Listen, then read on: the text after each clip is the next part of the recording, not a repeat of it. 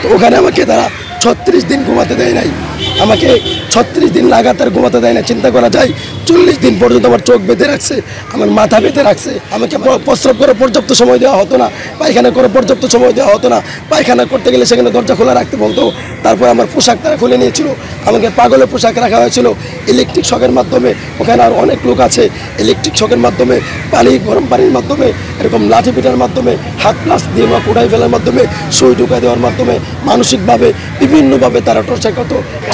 আমি মুফতি মোহাম্মদ শফিকুল ইসলাম, প্রিন্সিপাল মার্কাজুস সুনান মাদ্রাসা পূর্বাচল, ঢাকা।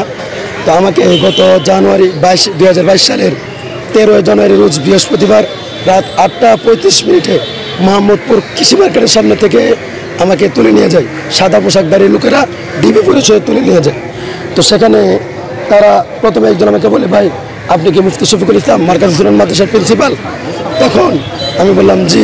একথা বলতে আরেকজন কানে কানে বলে, আমরা ডিবির লোক, সোজা গাড়িতে ওঠো, নতুবা সোজা গাড়িতে উঠ, না তো শ্যুট করে মেরে ফেলবো।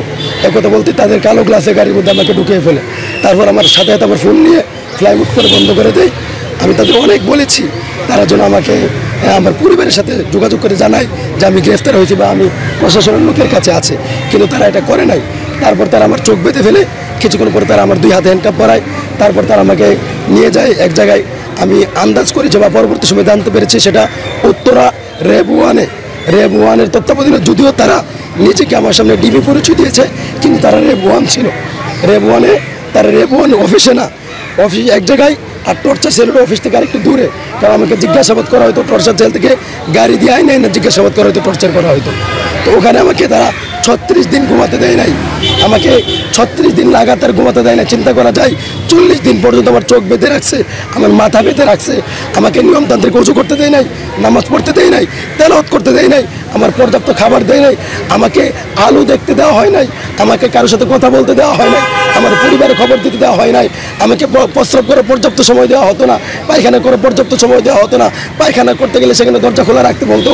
তারপর আমার পোশাক তারা খুলে নিয়েছিল, আমাকে পাগলের পোশাক রাখা হয়েছিল ইলেকট্রিক শকের মাধ্যমে। ওখানে আর অনেক লোক আছে, ইলেকট্রিক শকের মাধ্যমে, গরম পানির মাধ্যমে, এরকম লাঠি পিটার মাধ্যমে, হাত প্লাস দিয়ে বা কোড়াই ফেলার মাধ্যমে, সুই ঢুকাই দেওয়ার মাধ্যমে, মানসিকভাবে বিভিন্নভাবে তারা টর্চার করতো। তারা বলতো আমাকে পাগল বানিয়ে ফেলবে। আমি শুধু কান্না করতাম, আল্লাহর কাছে দোয়া করতাম, আল্লাহ তুমি আমাকে সুস্থ রাখো, তারা জানি না আমাকে বাঁচায় রাখো। তারা আমাকে 3বার ক্রস ফায়ার দেওয়ার জন্য নিয়ে গেছিলো, তারা 3বার তারা আমাকে হত্যা করার জন্য নিয়ে গেছে, আমাকে ক্রস ফায়ার দিয়ে মেরে ফেলবে। আমি তাদের হাতে পায়ে ধরে বলতাম আমার কী অপরাধ, আমি কী করেছি। তারা বলছে তোমরা রাষ্ট্রের বিরুদ্ধে ষড়যন্ত্র করো, সরকারের বিরুদ্ধে কথা বলো, সরকারের বিরুদ্ধে বক্তব্য দাও, সরকারের বিরুদ্ধে জুমার খুতবা দাও। আমি বললাম আমি তো ছোটো মানুষ, আমার তো এত পরিচিতি নাই, আমি এতটা ফেমাসও না, আমার কথা কার কি আসা যায়। আমি আপনাদের এমন কী ক্ষতি করে ফেললাম, আমি তো কারো কোনো ক্ষতি করে নাই।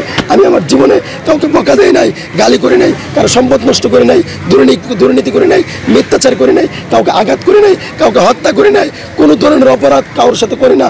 তারপরেও তারা আমাকে এরকমভাবে নির্মমভাবে অত্যাচার করে 40 দিন আমার চোখ বেঁধে রেখেছে। তারপরে 40 দিন পরে তারা আমাকে আমার পোশাক পরতে দেয়। তারপরে তারা আমাকে এক জায়গায় নিয়ে গেছে, সেখান থেকে আমাকে নিয়ে গেছে মেরে ফেলবে। তারপরে তারা এই গাড়ি চেঞ্জ করে অন্য গাড়িতে দিল। 40 দিন পরে রাত 12টায় আমি চোখ খুলে দেখি নীলফামারী র্যাব 13 সিপিপি র্যাব 13তে আমাকে সেখানে নেওয়া হয়েছে। আমি বললাম আমাকে আপনাদের কাছে কে দিয়ে গেলো? তারা বললো আমরা জানি, আমরা বলতে পারবো না, অন্য জায়গা থেকে দেওয়া হয়েছে, যেখানে তোমাকে নেওয়া হয়েছিল সেখানে তোমাকে মেরে ফেলতে নেওয়া হয়েছিল, তুমি বেঁচে গেছো, আমাদের কাছে আসছো। তারপরে তারা আমাকে অনেক টর্চার নির্যাতন করার পরও নীলফামারী র্যাব 13 এরা আমাকে টর্চার নির্যাতন করার পর আমি ব্যতীত আমার অসুস্থ হওয়া সত্ত্বেও তাদেরকে বলেছিলাম আমাকে চিকিৎসা করানোর জন্য। তারা আমাকে হসপিটাল নিয়ে গেছে, বলছে ডাক্তারের কাছে যাই বলবো তোমার কোনো অসুবিধা নাই। আমি ডাক্তারের কাছে বলতেছি যে আমার অসুস্থতার কথা, সেখানে ডাক্তার আমার কথা গ্রহণ করে নাই। তারও ডাক্তারকে বলে দিচ্ছে যেন আমার কোনো অসুস্থতার রিপোর্ট তৈরি না হয়। ডাক্তার ভুয়া মিথ্যা রিপোর্ট তৈরি করেছে, আমি সুস্থ। তারপরে সেখান থেকে আমাকে ম্যাজিস্ট্রেট কোর্টে নিয়ে যাওয়া হয়, সেখানে আমাকে বই দেখানো হয় কোর্টে নেওয়ার আগে, যদি তুমি ম্যাজিস্ট্রেটের সামনে সব কিছু বলো এতদিন যাওয়া হয়েছে, তাহলে তোমাকে আমরা সেখান থেকে ম্যাজিস্ট্রেট তোমাকে নেবে না, আমরা আবার এনে তোমাকে গুম করব। আর যদি বলো আমরা যেভাবে বলি এইভাবে যদি বলো, তাহলে ম্যাজিস্ট্রেটের কাছে দিয়ে দিলে তোমাকে একটা মামলা দেওয়া হবে, তারপরে তুমি জামিনে বের হয়ে যেতে পারবা। আমি তাদের হাতে পায়ে ধরে বলছি স্যার যে কোনো মূল্যে হোক আমাকে বের হওয়ার ব্যবস্থা করুন, অথবা ম্যাজিস্ট্রেটের কাছে দেন। তখন তারা বলে ম্যাজিস্ট্রেটের কাছে যদি যেতে চাও তাহলে তারা কতগুলো কথা বলে দিয়েছে, এগুলো বলতে হবে, তারা বিভিন্ন অন্যায়ের কথা বলেছে, এগুলো স্বীকার করতে হবে। আমি চিনি না ওই এলাকা, রাস্তাঘাট কোনো কিছু চিনি না, তারপরে সেখানে ম্যাজিস্ট্রেটের সামনে আমাকে নিয়ে বলছে কোথায়, আমাকে বলছে গতকালকে তারা গ্রেফতার করেছে, গতকালকে তারা 40 দিন টর্চার করছে, এটা বলে নাই, গতকালকে তারা গ্রেফতার করেছে। তারপরে ম্যাজিস্ট্রেটের সামনে এই কথা বলেছে। আমি ম্যাজিস্ট্রেট আমাকে জিজ্ঞেস করলো এখানে তুমি কোথায় আসছো কেন, আমি বলছি স্যার আমি এখানে কোনো কিছু চিনি না। তারা আমাকে এভাবে তারা আমাকে ওই পরের ঘটনাগুলো বলতে দেয় না, দাঁড়ায় ছিল। তারপরে ম্যাজিস্ট্রেট আমাকে জেলখানা পাঠায়, সেখানে অনেক কাহিনী, জেলখানার ভিতরে সেলের ভিতরে এখানে নির্যাতন করা হয়তো। প্রথমত কথা হলো লাঠিতে পিটানো হয়তো, আর আমাকে সবচেয়ে বেশি কষ্ট দেওয়া হয়েছে, আমাকে লাগাতার 36 দিন ঘুমাতে দেওয়া হয়নি, আমাকে দাঁড়িয়ে রাখা হয়েছে। একটা মানুষ এক লাগা 2 ঘন্টা 3 ঘন্টা 5 ঘন্টা দাঁড়িয়ে থাকলে তার অবস্থা খারাপ হয়ে যায়। 36 দিন আমাকে ঘুমাতে দেওয়া হয় না, আমার মেরুদণ্ড ফেটে যাওয়ার মতো অবস্থা হতো। আমার মাথাকে 40 দিন পর্যন্ত টাইট করে বাঁধা রাখা হয়েছে, আর এর জন্য আমার যে ব্যথা তৈরি হয়েছে এখন পর্যন্ত আমার সেই ব্যথা আছে। আমি 1.5 বছর জেল খাটার পরে বের হয়েছি, 1.5 বছর পরে আজকে পর্যন্ত সেই ব্যথা আমার অনুভূত হয়। আমার সারা শরীরে আমি অসুস্থ হয়তো এমন অবস্থা হয়ে গেছে, নিস্তেজ হয়ে গেছে, আমি ভালোভাবে হাঁটতে পারি না, একতলা সিঁড়ি উঠতে পারি না। অথচ আমি অত্যন্ত পরিশ্রমী ছিলাম, কর্মঠ ছিলাম, আমি অনেক পরিশ্রম করতে পারতাম।